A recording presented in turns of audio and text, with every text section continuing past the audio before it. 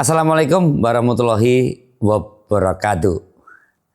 Salam sejahtera untuk kita semua. Om Swastiastu. Namo Buddhaya, salam kebajikan.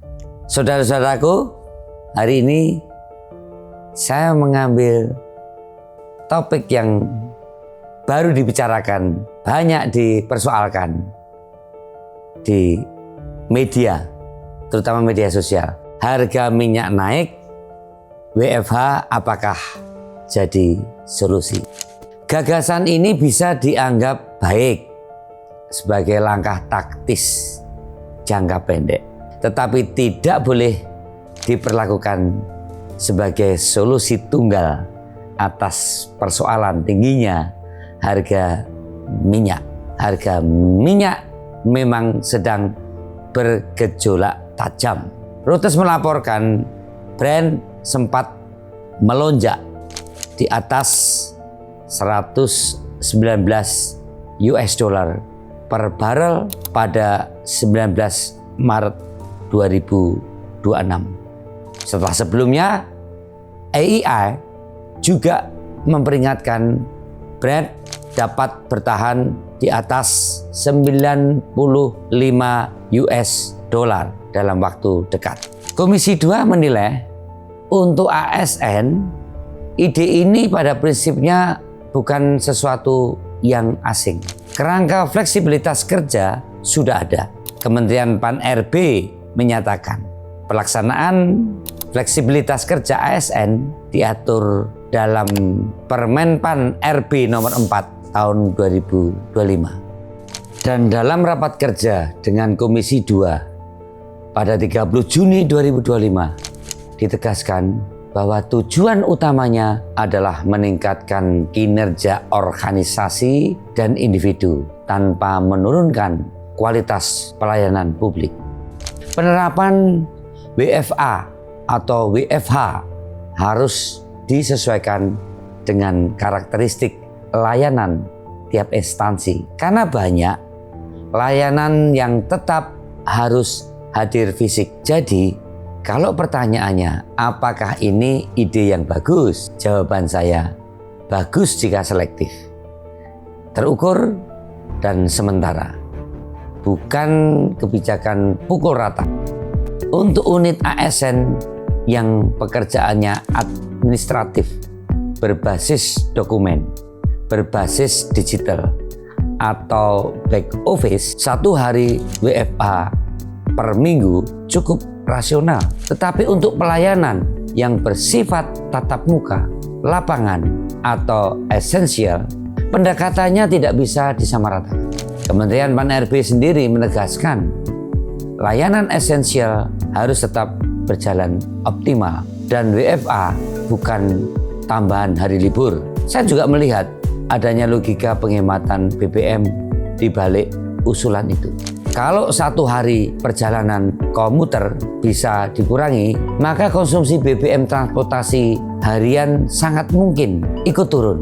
Namun saya tidak bisa mengkonfirmasi angka penghematan nasionalnya, karena sampai saat ini saya belum melihat pemerintah merilis kajian resmi yang memuat besaran hemat BBM. Penurunan kemacetan atau dampak fiskal dari skema 1 hari WFH per minggu ini yang sudah disampaikan pemerintah baru sebatas bahwa teknisnya sedang disiapkan. Untuk sektor swasta, saya lebih berhati-hati. Pemerintah pernah menerbitkan Semenaker tentang kerja dari lokasi lain bagi pekerja atau buruh di perusahaan pada periode khusus, misalnya libur Nyepi dan Idul Fitri 2026. Tetapi itu konteksnya penyesuaian khusus, bukan norma permanen mingguan untuk semua sektor. Karena itu, kalau kebijakan 1 hari WFH mau menyasar swasta, menurut saya formatnya lebih tepat sebagai himbauan, insentif, atau pengaturan sektoral, bukan kewajiban seragam untuk semua perusahaan industri, manufaktur, logistik, retail, kesehatan, transportasi, dan layanan publik jelas berbeda dengan sektor yang pekerjaannya memang digital. Kalau saya diminta menyampaikan sikap politik kelembagaan, saya akan bilang begini. Komisi 2 bisa mendukung arah kebijakan ini untuk ASN sepanjang 4 syarat dipenuhi. Pertama, pelayanan publik tidak boleh turun. Kedua, indikator kinerja pegawai harus terukur, bukan hanya absensi yang dipindahkan ke rumah. Ketiga, ada evaluasi berkala berbasis data. Misalnya, penghematan transportasi, kualitas layanan, dan kepuasan masyarakat. Dan keempat, kebijakan ini harus berbasis diferensiasi fungsi jabatan, bukan disamaratakan. Sikap seperti ini juga sejalan dengan posisi yang pernah disampaikan dalam raker bahwa WFA layak didukung asalkan tidak menurunkan mutu layanan dan ada monitoring kinerja yang terukur. Jadi kesimpulan saya, idenya cukup baik, tetapi harus diposisikan sebagai instrumen efisiensi yang cermat, bukan kebijakan populis yang seragam. Untuk ASN, saya melihat ini visible karena payung fleksibilitas kerja sudah tersedia. Untuk swasta, pemerintah sebaiknya tidak gegabah memaksa semua sektor.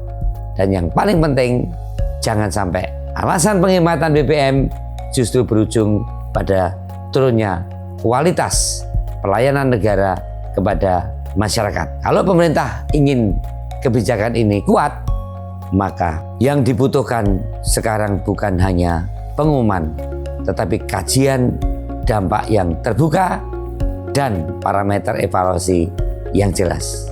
Terima kasih. Wassalamualaikum warahmatullahi wabarakatuh.